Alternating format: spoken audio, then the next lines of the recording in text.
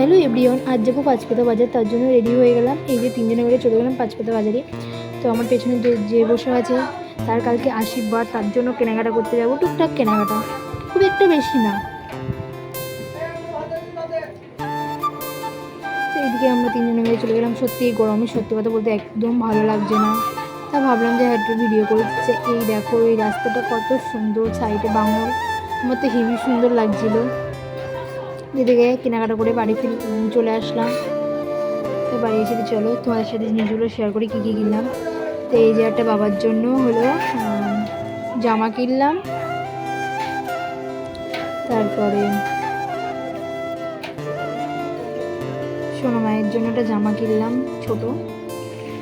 তো জামাটা কেমন লাগছে অবশ্যই তোমরা কমেন্ট করে বলবে, কিন্তু আমার তো হেভি লেগেছে জামাটা। এদিকে আরও কিছু কিনেছি, আর ও কিনেছিল ঠাম্মার জন্য জুতোটা কি সুন্দর লাগছে দেখো, হেভি গ্লোজি ভাব।